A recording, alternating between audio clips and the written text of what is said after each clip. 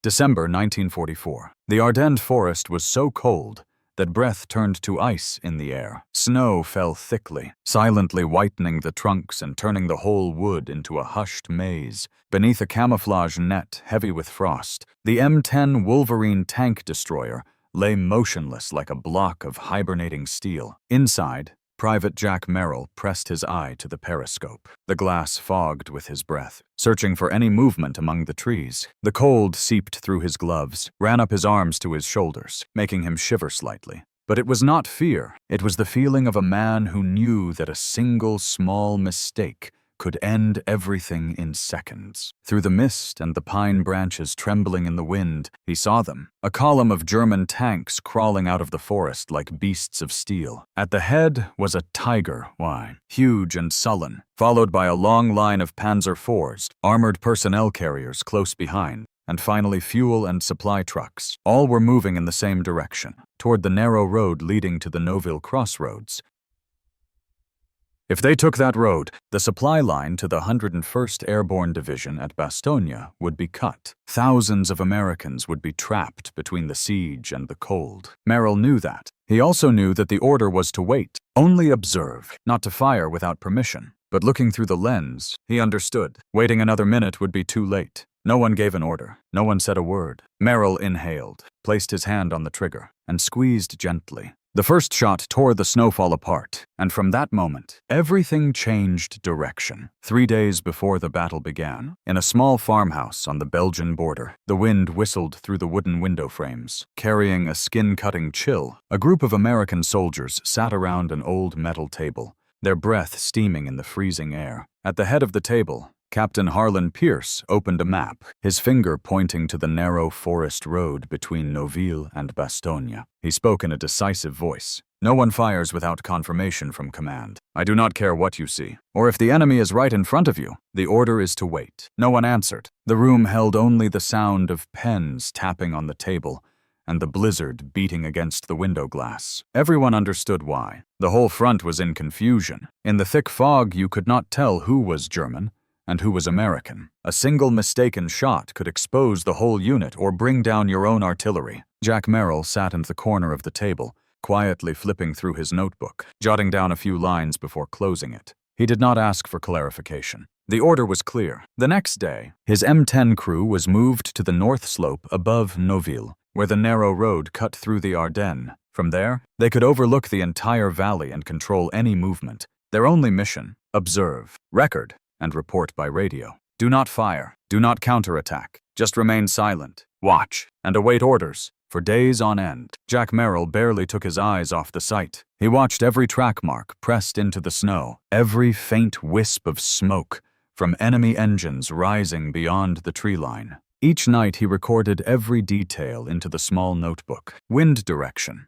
distance, speed of movement, and the time the German vehicles appeared. Once, a lone Panzer IV crawled right in front of him, so close he could hear the motor and the tracks crushing the hard ice. His gun tube was already set, the firing angle perfect. Just pull the trigger. That vehicle would be blown to pieces, but he held back. There was no order, and he knew a single shot now could set the whole forest alight, reveal their position, and call down German counter-battery fire. A mistaken shot would not only kill the enemy, it could kill his own men. Yet as column after column appeared, more numerous, heavier, coming closer, the question crept into Merrill's mind: was obeying orders truly safe? Or did silence mean watching disaster unfold without acting? He was not an impulsive man. Merrill saw the world in numbers, in angles, in distance. He understood artillery trajectories, knew exactly how long it took a turret to rotate 90 degrees, and could estimate a tank's blind spot by the direction of its smoke. He was more than a gunner. He was a calculator. And the more he calculated, the more he realized perhaps it was time to choose between orders and reason, to understand why he could be calm to the point of coldness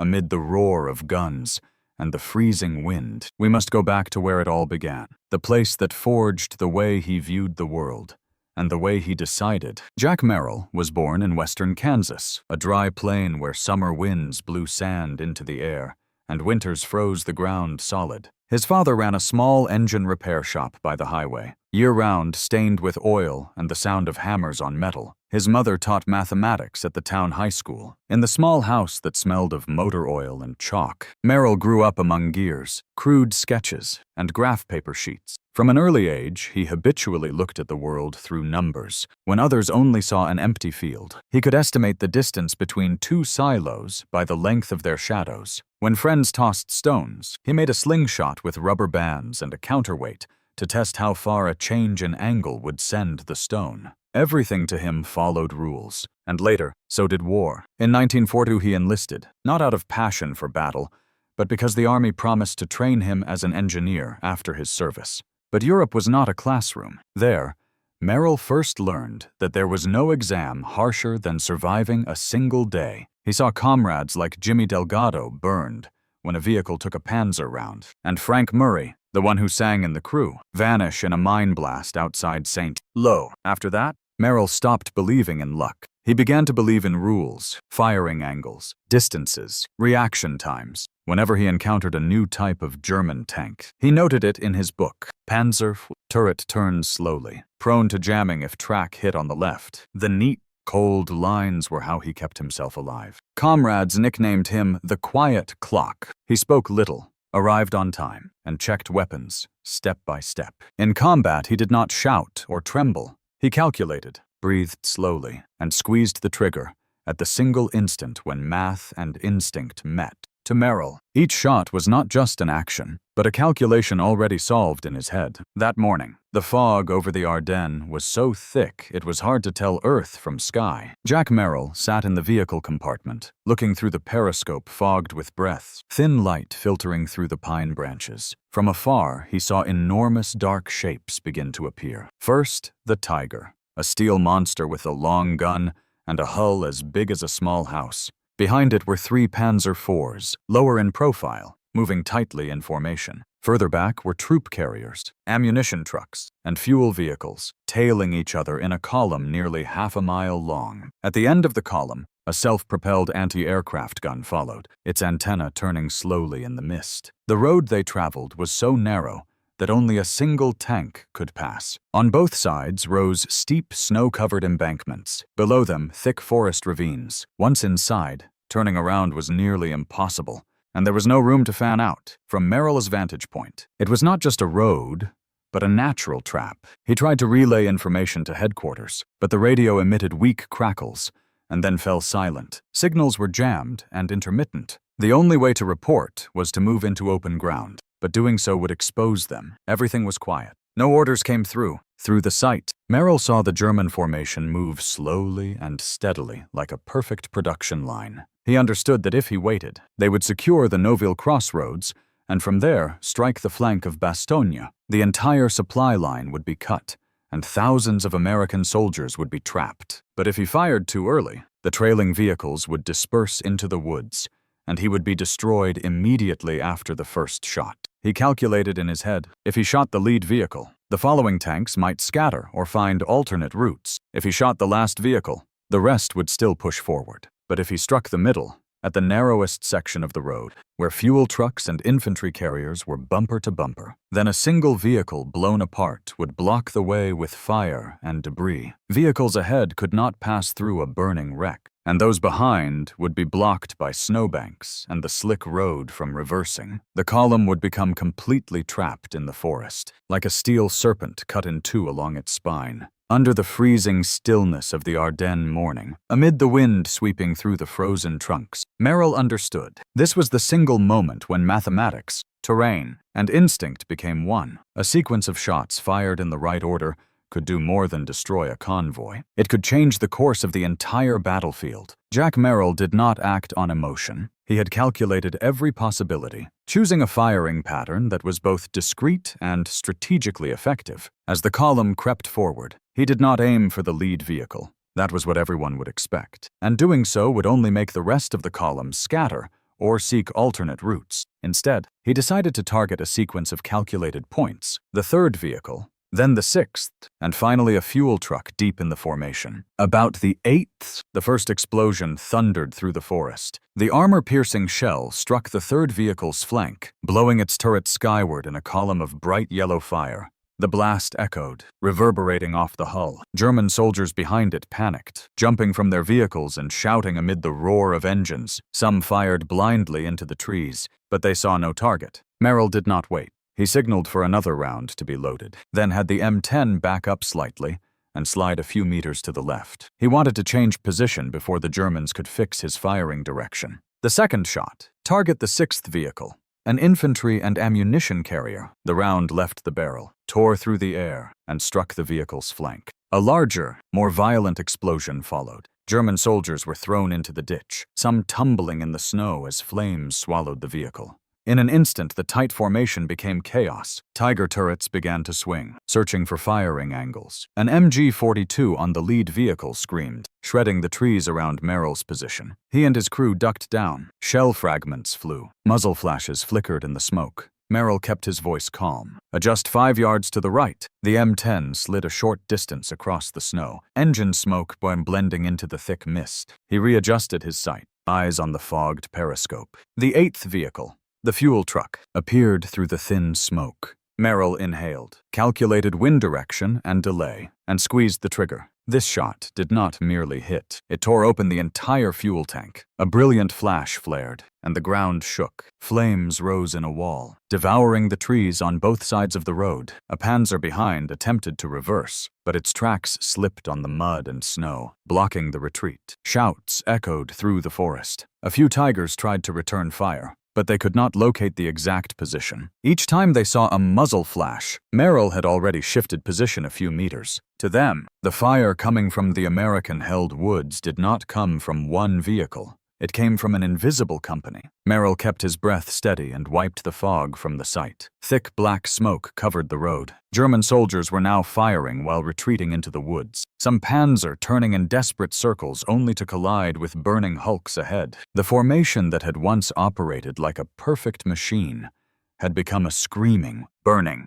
chaotic wreck. After the third shot, Merrill did not shout, "We won," nor did he smile. He only looked out through the observation slit, where a snowy wood now burned in streaks of orange, red, and black. 3 shots, 3 targets. The chain reaction had started, and nothing could stop it. Smoke and snow covered the road through the Ardennes Forest. The sounds of engines, explosions, and shouting blended into one sharp, continuous roar. The ground shook rhythmically under the pressure of artillery. Fire erupted at multiple points, and trees were torn apart, snapped in half, and fell across the path. At the front of the line, the lead Tiger was stuck. Its nose was jammed into the burning wreck of a Panzer, black smoke pouring from the gaps in its armor. The Tiger's tracks slipped on the thick snow and frozen mud, unable to move forward or backward. The vehicles behind tried to move, but the road was too narrow and the slopes too steep. Each time they tried to pull or turn, the engines screamed and then stopped. The entire formation was trapped in the forest with no way to maneuver. From the M10's cockpit, Merrill watched through the scope.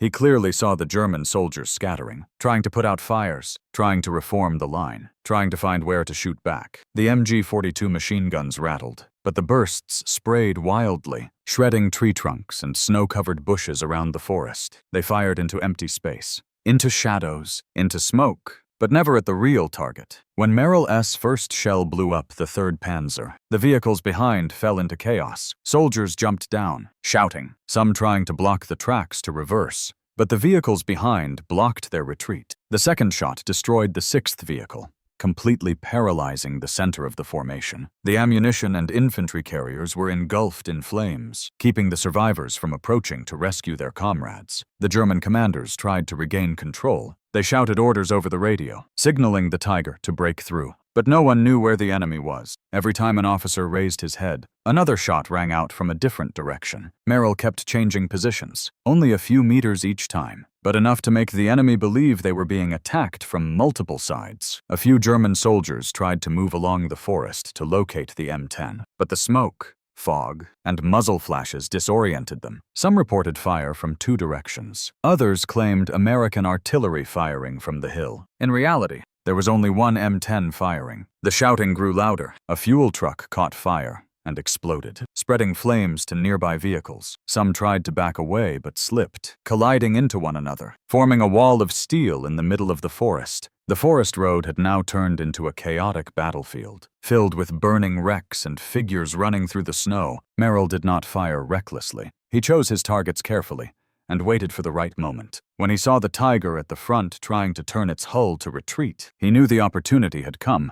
As the turret turned, the side armor was exposed, the only weak point of that beast. Merrill adjusted his aim, held his breath, and pulled the trigger. The shell hit directly on the flank. At first, there was only a dry explosion. Then the ammunition inside the Tiger ignited. A violent blast blew the turret off the hull and threw it several meters away. The pressure from the explosion shook the ground, fire and smoke rising higher than the treetops. The vehicles behind tilted from the shockwave, fragments of armor flying everywhere. The Germans were almost paralyzed. They fired back in desperation, but had no formation, no clear orders. Each man acted on his own, shooting and running, trying to escape the flames. Cries and calls for help echoed through the woods. On their radios, mixed reports overlapped. Ambushed from multiple directions. Artillery fire. Airstrike incoming. All of them wrong. Inside the M10, Merrill's crew stayed silent. They were exhausted, covered in smoke, gunpowder, and sweat. No one spoke. Merrill kept looking through the scope, watching the fire consume the road the enemy had just traveled. He did not feel victory, only emptiness, and the realization that it was over. On the other side, the surviving Germans could not believe that a single American tank had done this. When they were rescued hours later, they claimed they had been ambushed by an artillery battery, that they had heard gunfire from 3 directions, even bombing runs. To them, it was not a battle. It was a nightmare. For Merrill, it was simply the result of calculations. 3 shots, 3 positions, 3 small movements, enough to turn an armored column into a heap of steel in the forest. But that precision, that silence, gave it a name among those who heard of it, the Ghost Battery. When the smoke finally began to fade, and the explosions no longer echoed, the M10 remained still under its camouflage net. Inside, the 3 men breathed heavily, the smell of gunpowder still clinging to their skin. The first thing that weighed on their minds was not victory, but the fear of a court-martial. They had opened fire without confirmation, and in the army that was an offense that could cost a career or even freedom. The loader whispered, "We might be court-martialed," while Merrill quietly folded his notebook, checked the radio once more, and stayed silent, fully aware that every word spoken later would be weighed carefully. The next morning, reconnaissance and engineering teams arrived to inspect the site. They counted 7 vehicles completely destroyed, 4 others disabled, with broken tracks, jammed turrets, and damaged transmissions. Most importantly, there were no American casualties in the area. The northern forest road near Noville could still be cleared to continue resupplying the 101st Airborne Division. The report reached headquarters as a contradiction. By regulation, the M10 crew had violated orders, but in practice, a critical supply route had been saved. Captain Harlan Pierce summoned the crew into a canvas tent, spread a map on the table, and spoke directly. The order was clear: do not fire without confirmation. You fired. Report. Merrill did not justify himself with eloquence. He presented the positions, weather, radio interference, and the sequence of targets.